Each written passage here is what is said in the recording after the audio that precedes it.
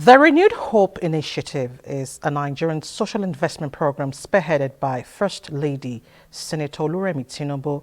Its mission is to uplift vulnerable groups through economic empowerment, education, healthcare and social welfare projects.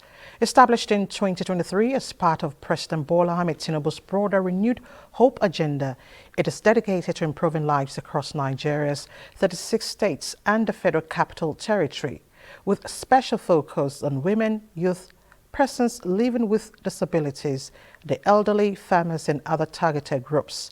On this segment, we will examine 4 of the interventions and how they are impacting lives. And my guest, Dr. Rufus Ebegba, Grand Patron for Team Senator Oluremi Tinubu for 2027, will speak to us. Sir, thank you so much for joining us on Insights. Thank you. My pleasure to be on your platform. Thank you very much. And I'm happy to know that you are very familiar with the Renewed Hope initiatives and the agenda of Mr. President. Now, let's begin. What are your thoughts on the Renewed Hope vision? You see, the Renewed Hope agenda initiative is basically to refocus Nigerians, to give the reawakening that Nigerians are the focus of this administration. Okay. In the area of social, needs, and also ensuring that those who are hopeless have hope. And there's a future for all. It is basically to ensure that there's a new hope in the area of social amenities provision, involving education and also infrastructure, to ensure that the empowerment of citizens is a concern of Nigeria, of the government, to ensure that everyone counts in this administration. And I think so far, Nigerians are beginning to understand the need for them to really support this administration, for the Renew Hope initiative to be attained. Okay. Now, delivering this vision is key and reforms are already in place. Let's get cues from the Renewed Hope initiative, which centers on health, education, social investment, agriculture, and economic empowerment. So far, there are a lot of policies that are also embedded in this party initiative. Particularly let's look at the issue of education. The student loan fund is a major one that will help every Nigerian to attain opportunity of having a higher education. And I think students are keen into this very well. And it's quite inspiring. Then you look at the issue of agriculture. The federal government has also come up with a scheme of adopting mechanized farming to ensure that the agricultural sector is more viable and also made as a business, and to ensure food security for Nigerians. It will also serve as a means of economic prosperity for the country and also employment for a lot of people. Then you look at the issue, apart from that, the research institutes are also being empowered to ensure that the agricultural sector is also driven to a logical conclusion. Then you look at the issue of the less privileged in our society, women and the vulnerable groups, those who are not properly, have some health challenge or the other. The other initiatives towards ensuring that they are seen as part of the citizens so that everyone will count in the Nigerian state. Then the issue of security is key. And the federal government recently appointed a special advisor on homeland security. This is the very novel initiative that will ensure that internal security is assured. And apart from that, if you look at the service chiefs, have also been given so much opportunity to encourage them to see that the war against terrorism and other vices is brought to a logical conclusion.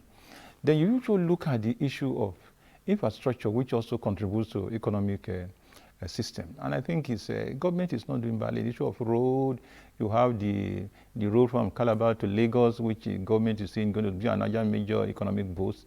And also the loans that the federal government is also obtaining is to ensure that these loans are also used legitimately in a way to enhance the economy and to provide social services and economic services in the system that will boost the economy in the long run. So the issue of loan that has been talked about, I'm not here to defend that, but I think obtaining loan really is to expand the economy and for investment, and also to cater for very serious and important sectors of the nation.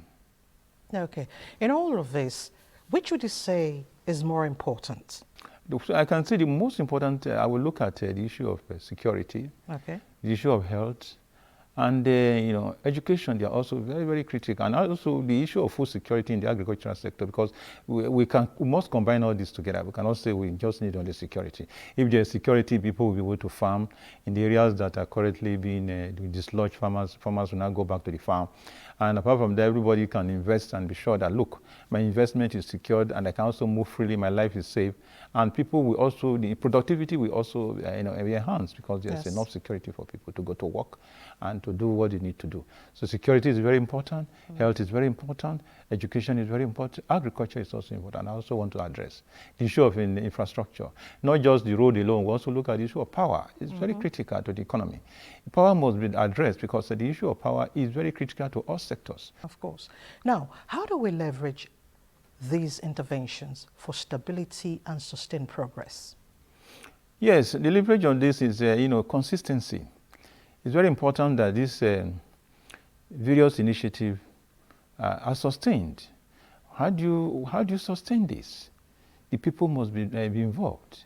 It must be people-driven and people-accepted programs.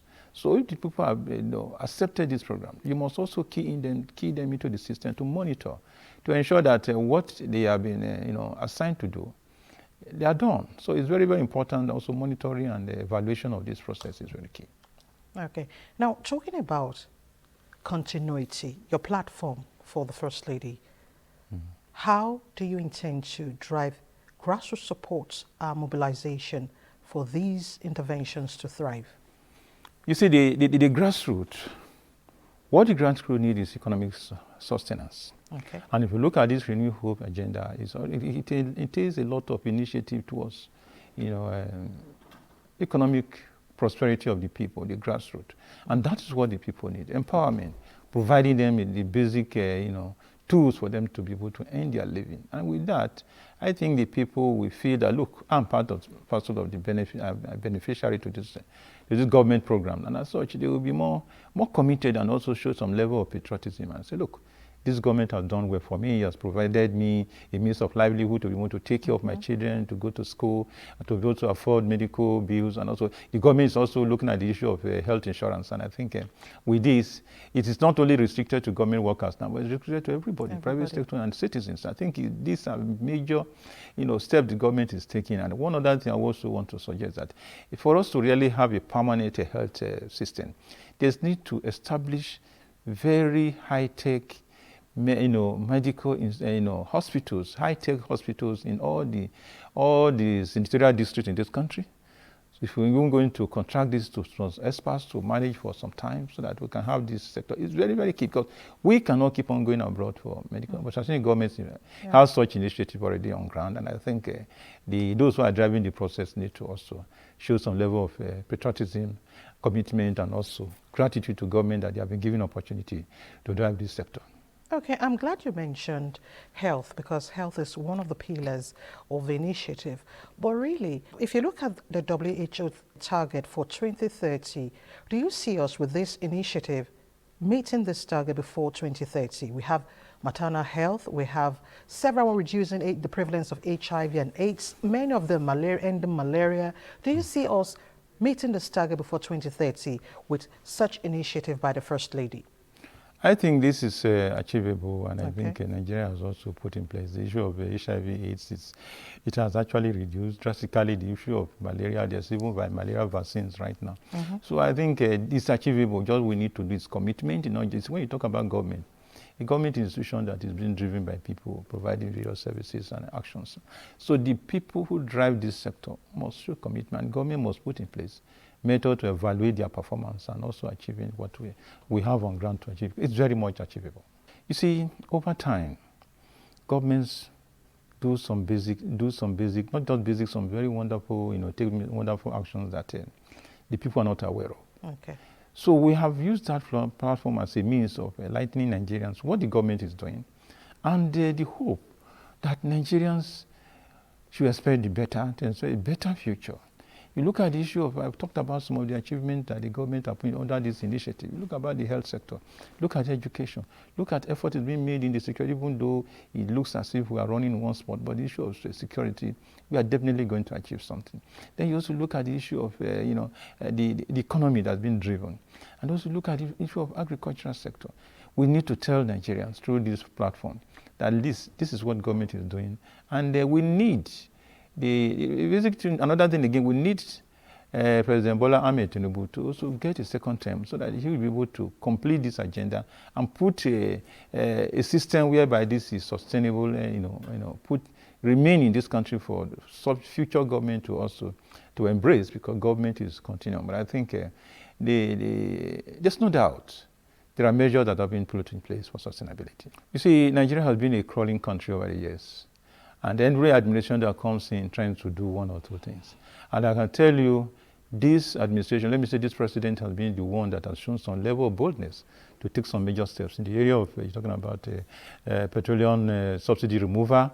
People are still saying, oh, we are not getting what we expected. But you see, the sector is interwoven. So we have to just a little bit more patient. And I think too, the boldness this government has taken in the area of trying to also stabilize the foreign exchange, the area of ensuring security, in the area of this renewed hope agenda and some other things. I think this government, I believe, the near 1 or 2 years, Nigerians will get the dividend of. And Nigerians will have a better future. They should be patient. They should believe in the president. They should believe in this government. It's not been easy, but I think I was part of this government at the earlier stage as a director general. So when I think the way government runs, people don't seem to understand it. A government is not one man. It's a collection of people running an institution. The institution is the government. And I think the Nigerian workers, the Nigerian legislators, the executive, and also the judiciary, they all need to put hands together. The government is not just the executive. You have the judiciary, you have the legislation, and the executive. So they must work together to say that what Nigerians need is provided for Nigerians. What Nigerians need should be provided by Nigerians. Now, 2027 general elections gradually crawling in, but so much is expected of Nigerians. Civic responsibility. What will be your words? But I think the Nigerian citizens, they should look at their president and the future. The future is very critical. There are children at stake.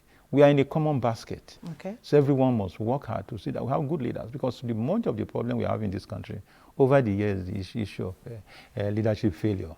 And I think when we now have a president that has shown that boldness and the courage to say, look, we have to move from this spot to another spot. Just need to give him a chance to see. 4 years is not too long. They should be patient. And I think the ruling party is having the field day. And if anybody is saying that we are going towards a single political state, that is not true. But I think when you have a good product, the thing is that you have more patronage. All right, Dr. Rufus Ebegba, Grand Patron for Team Senator Oluremi Tinubu for 2027. We want to thank you so much for joining us on Insight, and we do appreciate your time. Thank you very much. Thank you very much for giving me your platform to air my views. Thank you so much. And just before we go, I'd like to recall excerpts of a conversation we had on Pan-Africanism and AU Agenda 2063. This against the background of recent happenings between Nigeria and Ghana and Nigeria and South Africa. Let's bring you that conversation.